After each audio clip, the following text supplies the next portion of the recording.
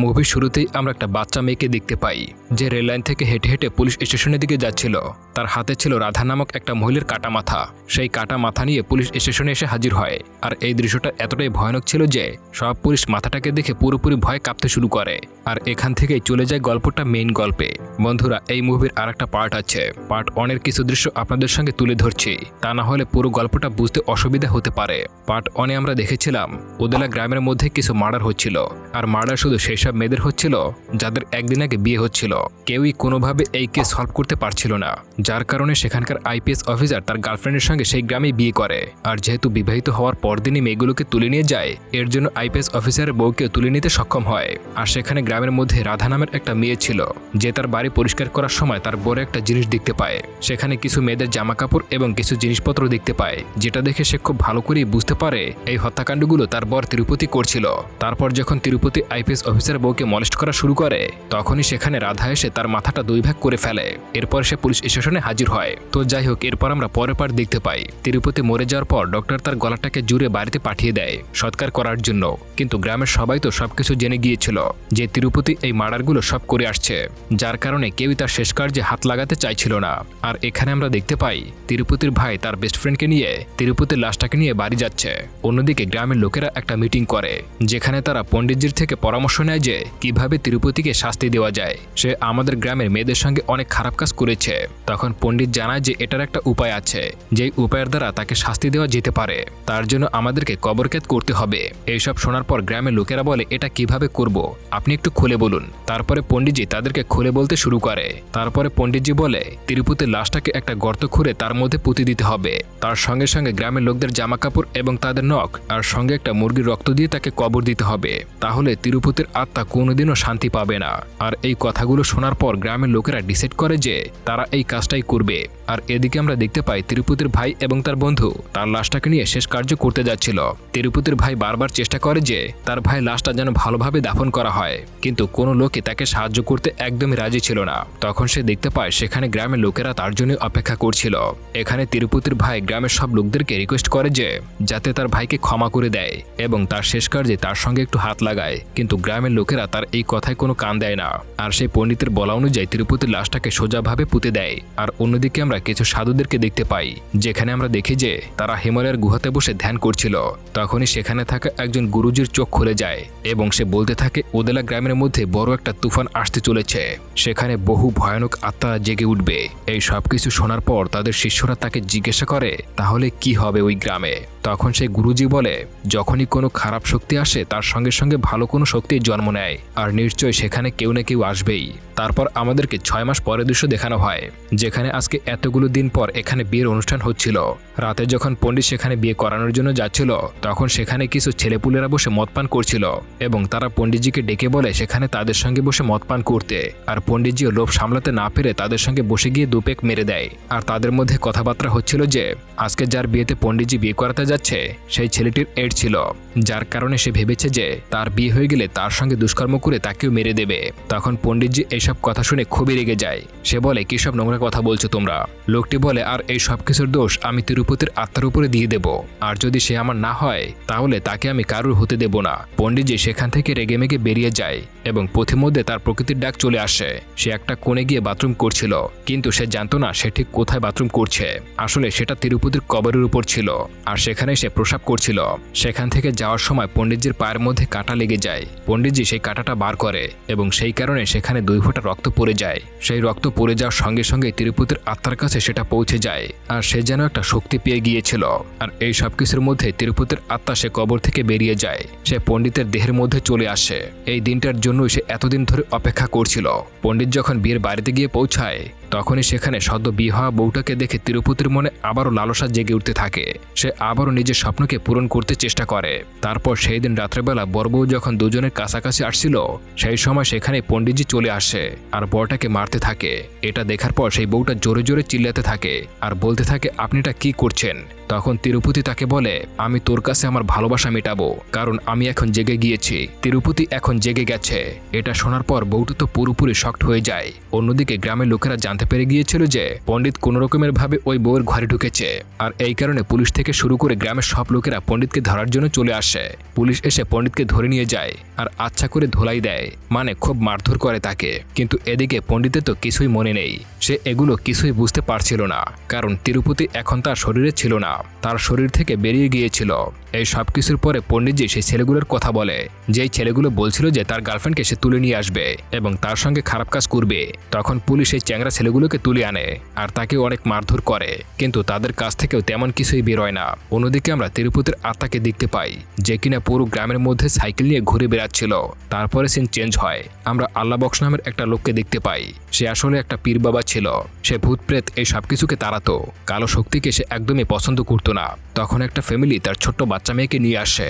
তখন পীর বাবা তার বাবা মাকে বলে যে একটা কালো মুরগির মাংস নিয়ে গ্রামের সীমানায় রেখে আসার জন্য, আর এইটা যেন তারা রাত্রিবেলায় করে। কথা মতো তার বাবা মা সেই রিচুয়াল করার জন্য গ্রামের সীমানায় রাত্রিবেলায় কাজটা করে আসে। আর সেই দিন রাত্রিবেলা ভেঙ্কটেশ নামের একজন লোক গ্রামে অনেক রাত করে বাড়ি ফিরছিল। সে এই রিচুয়ালটাকে দেখতে পায় আর সে একটা ভয়ঙ্কর কাণ্ড দেখে ফেলে। সে দেখতে পায় তিরুপতির আত্মা কবর থেকে বেরিয়ে আসে এবং সেই মুরগিটাকে জ্যান্ত চিবিয়ে খেয়ে নেয়। পরের দিন সে একটা শপে এসে এই কাহিনী ডিসকাস করছিল, কিন্তু তার কথা তো কেউ বিশ্বাস করে না। শুধু ওই পীর বাবা আল্লাহ বক্স ওই কথাটা শুনে বিশ্বাস করছিল। তখনই সেখানে একটা লোক চলে আসে এবং আল্লাহ বক্সকে একটা বিয়ের কার্ড দেয়। সে জানায় যে তার মেয়ের বিয়ে হচ্ছে। তখন আল্লাহ বক্স তাকে বলে, তুমি কি জানো না গ্রামে কি চলছে? এই অবস্থায় তুমি কিভাবে মেয়ে বিয়ে দিচ্ছ? সে বলে সবই ঠাকুরের আশীর্বাদে ঠিক হয়ে যাবে। দেখতে দেখতে সেই মেয়েটার বিয়ের দিনও চলে আসে। সেই বিয়েতে পঞ্চায়েত গিয়েছিল। গ্রাম পঞ্চায়েত সেখানে গিয়ে 101টি টাকা দিয়েছিল, যার কারণে পঞ্চায়েতের সঙ্গে মেয়ের বাবার খুব একটা ঝামেলা বেঁধে যায়। বিয়ে শেষ হওয়ার পরপরই সবাই বাড়ি ফিরে যাচ্ছিল। পঞ্চায়েতও তার বাড়ি ফিরছিল। রাস্তায় সে বাথরুম করার জন্য একটা ব্রেক নেয়। তখন আমরা দেখি সে তিরুপতির ওই কবরস্থানে গিয়ে বাথরুম করছিল। সে খুব ভালো করেই জানতো এখানে তিরুপতির কবরস্থান রয়েছে, আর সে বলে বলে সেখানে বাথরুম করছিল। তখন পঞ্চায়েত বলতে থাকে, আজকে যদি তুই বেঁচে থাকতি তাহলে আমার মেয়ের মতো এই মেয়ের একই অবস্থা হতো। আসলে তার মেয়েকে তিরুপতি একইভাবে মেরে দিয়েছিল, সেই কারণে পঞ্চায়েত এই কথাটা তাকে বলছিল। আর তখনই আমরা দেখতে পাই সেখান থেকে যাওয়ার সময় সে পণ্ডিতের মতোই পঞ্চায়েতের পায়েও কাটা বেঁধে যায়। সেই কারণে সেখানে কিছুটা রক্তক্ষরণ হয় এবং তখনই তিরুপতি সুযোগ পেয়ে যায় তার শরীরে প্রবেশ করার জন্য। তারপরে সে সুযোগের ফায়দা নিয়ে তিরুপতি পঞ্চায়েতের বাড়ি চলে আসে। তারপর সে নতুন বউয়ের ঘরের দিকে যাওয়া শুরু করে, কিন্তু সেখানে গিয়ে সে কাউকে দেখতে পায় না, কারণ নতুন বউয়ের বাবা তাদের প্রথম রাতটা ওই ক্ষেতের মধ্যে অ্যারেঞ্জ করেছিল। সেখানেও চলে যায় তিরুপতি। এরপরে ওই ক্ষেতের মধ্যে সে আগুন লাগিয়ে দেয় আর সেখানে বরটাকে মেরে ফেলে এবং বউটার সঙ্গে খারাপ কাজ করতে শুরু করে। এরপরে ওই মেয়েটাকে মেরে ফেলে। সকাল হলে পুলিশ যখন দেখতে আসে তখন তারা দেখে পুরোপুরি অবাক হয়ে যায়। তারা বুঝতেই পারছিল না গ্রামে এসব কি হচ্ছে। এরপর গ্রামের সবাই পঞ্চায়েতকে ডেকে এনে মারধর করতে শুরু করে। এরপর সেখানে আল্লাহ বক্স চলে আসে আর সে বলে এখানে তার কোনো দোষ নেই, এই কাজটা সে জেনে বুঝে করেনি। সে আরো বলে তোমরা তিরুপতির কবর বানিয়ে নিজেদের কবর ডেকে এনেছ। এরপর সে গ্রামের মানুষের মধ্যে কিছু ভিডিও ক্লিপ দেখায়, যেখানে দেখা যায় তিরুপতির সাইকেল একা একাই প্যাডেল মেরে চলছিল। হয়তো তিরুপতির আত্মাই সেই সাইকেল চালাচ্ছে, না হয় সাইকেল একা একা কিভাবে চলতে পারে। এইসব দেখার পর গ্রামের লোকেরা পুরোপুরি অবাক হয়ে যায়। এরপরে তিরুপতির বাড়ির লোকজন তার কাছে যায় এবং তার পছন্দ মতো খাবার দাবার তার কাছে রেখে আসতো। তার ফ্যামিলি মেম্বার ওখান থেকে চলে যাওয়ার পর দেখা যায় তিরুপতি কবর থেকে উঠে ওই খাবার দাবার খাচ্ছে, আর তার সাইকেলটাও তারা নিয়ে এসেছিল। গ্রামের লোকেরা এটা বিশ্বাস করে নিয়েছে যে তিরুপতির আত্মা বেঁচে উঠেছে আর সে খুব ক্ষেপে আছে। কিন্তু তখনই সেখানে নতুন এক পুলিশ অফিসারের পোস্টিং হয়, যে কিনা এইসব একদমই বিশ্বাস করতো না। সে আল্লাহ বক্সের কথার উপর কোনো রকমের তোয়াক্কা করে না। সে উল্টো বলে এইসবের উপর তোমার হাত নেই তো? তখন আল্লাহ বক্স বলে যে যেসব জিনিসগুলো আমরা দেখতে পাই না সেগুলোর কোনো অস্তিত্ব নেই, এমনটার কোনো মানে হয় না। যেমনটা সৃষ্টিকর্তা আছে তেমনভাবে শয়তানও আছে। অফিসার বলে ঠিক আছে, আমি তোমার এই ভ্রম পুরোপুরি শেষ করে দেব। আজকে সারা রাত আমি ওই কবরস্থানে থাকবো। পরদিন সকালে কনস্টেবল যখন অফিসারের জন্য চা নিয়ে আসে তখন দেখতে পায় অফিসার চুপচাপ বসে আছে এবং তার একটা চোখ তার মুখ থেকে বের করে নেওয়া হয়েছে। এরপর কনস্টেবল যখন তাকে ধাক্কা দেয় দেখতে পায় সে উল্টো হয়ে পড়ে গেছে, মানে অফিসার মারা গেছে। আর তারা দেখতে পায় সেই অফিসারের পিঠ পুরোপুরি ছেঁড়া, মানে তার রক্ত মাংস বের করে নেওয়া হয়েছে। এতে করে গ্রামের সবার মধ্যে ভয়ের সৃষ্টি হয়। তারা বুঝতেই পারছিল না কি করবে। এরপরে সবার মনে পড়ে তিরুপতির বউ রাধার কথা, যে কিনা এখন জেলে রয়েছে। এই রাধাই আগেরবার সবার সমস্যা মিটিয়েছিল। এসব শোনার পর রাধা বলে আমি যেই কষ্ট করে সমস্যাটা সমাধান করলাম সেটা তোমরা আবার গ্রামে কবর দিলে। গ্রামের লোকেরা তাকে এই সমস্যার সমাধান করার জন্য অনুরোধ করে। তখন সে বলে তার দিদা একজন সাধু ছিল, সব সময় ধ্যানের মধ্যে ডুবে থাকতো। তার বড় বোন ভৈরবী দিদাকে দেখে অনেক বেশি প্রভাবিত ছিল। আর সে এভাবে একটা ধ্যান পেয়েছিল যে কোনো কুমারী মেয়ে যদি মাসিক শুরু হওয়ার থেকে শেষ পর্যন্ত শিব মন্দিরে গিয়ে শিবের পুজো করে তাহলে সে অনেক শক্তি পায়। আর এরপরে ভৈরবী ভগবান শিবের অনেক বড় ভক্ত হয়ে যায় আর তার কাছে অলৌকিক শক্তিও রয়েছে। আর এখন যদি কেউ তোমাদেরকে সাহায্য করতে পারে সেটা হলো ভৈরবী। এখন প্রশ্ন হলো এই ভৈরবীকে কোথায় পাওয়া যাবে? ভৈরবী এখানে একটা মন্দিরে যাওয়া আসা করে। এটা শোনার পর গ্রামের সবাই তার কাছে চলে যায়। এরপরে আমরা ভৈরবীকে দেখতে পাই, তার কাছে রয়েছে অনেক শক্তি। গ্রামের লোকেরা যখন তার সঙ্গে কথা বলে তখন সে পুরোপুরি না করে দেয়, কারণ গ্রামের লোকেরাই এই সমস্যাটা তৈরি করেছিল। কিন্তু গ্রামের লোকেরা তাকে জোর করতে থাকে, তাই বাধ্য হয়ে ভৈরবী তাদেরকে সাহায্য করতে রাজি হয়। এরপরে ভৈরবী তাদের কথা মতো গ্রামে চলে আসে আর এসে তন্ত্রমন্ত্র পড়তে শুরু করে। এর পাশে তিরুপতির কবরের কাছে গিয়ে লোকদেরকে জানিয়ে দেয় ওর আত্মাকে কিছুদিনের জন্য কবরবন্দি করতেই হবে, না হয় সবকিছু নষ্ট হয়ে যাবে। এরপর সে কিছু দড়ি এবং ত্রিশূল দিয়ে মন্ত্র পড়ে কবরটাকে বন্ধ করে দেয়, যাতে করে তার আত্মা কোনোভাবেই বাইরে বের না হতে পারে।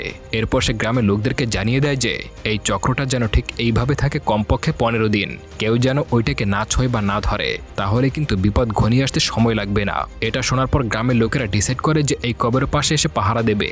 তখন গ্রামের লোকেরা ভৈরবীকে বলে তুমি এখানেই থেকে যাও। এদিকে গ্রামের সব জায়গায় এই খবর ছড়িয়ে গেছে, যার জন্য মিডিয়া রিপোর্টার সহ অনেকেই আসতেছিল। এমনই এক রিপোর্টার ড্রোন দিয়ে কবরটাকে শুট করছিল। তখন সেই ড্রোন ওই কবরের ভিতরে গিয়ে পড়ে। সে সেটা তুলতে যেতে চায়, কিন্তু সেখানে দাঁড়িয়ে থাকা গার্ড সেটা তুলতে দিতে চায় না। ড্রোন না নিতে পেরে সে চলে যায়, কিন্তু রাতে সে আবারও আসে ড্রোনটা নেওয়ার জন্য। যখনই সে ড্রোন তুলতেই যাবে তখনই তিরুপতির আত্মা রিপোর্টার সরে চলে আসে। প্রথমে ভৈরবীর সঙ্গে দেখা করতে যায়। ভৈরবী তখন গোসল করছিল। তিরুপতির আত্মা এটা দেখে তার মনের বাসনা জেগে ওঠে।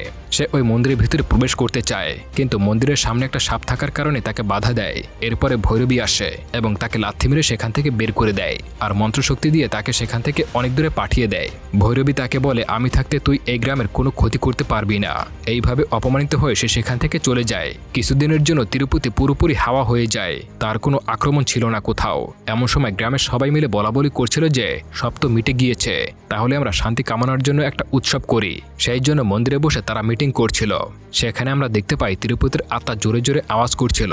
সেখানে সে বলে সে আবার ফিরে এসেছে আর কাউকে শান্তিতে থাকতে দেবে না, আর সে সবাইকে কন্ট্রোল করতে পারবে, কারণ আগের থেকে 5 গুণ শক্তি তার বেশি আছে। তিরুপতি এত শক্তিশালী হয়ে যাওয়ার পর গ্রামের সীমানার মধ্যে সে একটা রেখা কেটে দেয়। সেই রেখার ওপারে কেউ যেতে পারবে না, যে যাবে তারই মৃত্যু হবে।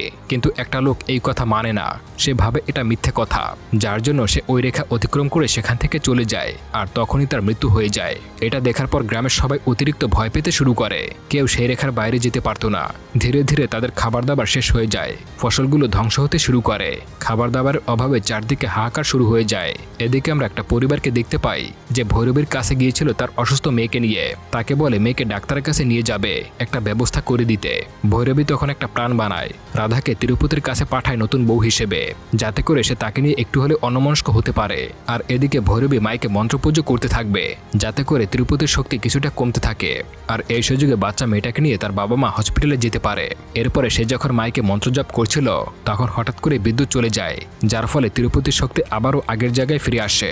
আর সে বুঝতে পারে তার বিরুদ্ধে কোনো একটা চক্রান্ত চলছিল। এর জন্য সে বাচ্চা মেয়েটার শরীরে তিরুপতি প্রবেশ করে এবং তার শরীরে গিয়ে তার স্ত্রী মানে রাধার গলা কেটে ফেলে এবং তা নিয়ে পুলিশ স্টেশনে হাজির হয়। আর এই দৃশ্যটি আমরা শুরুতে দেখতে পেয়েছিলাম।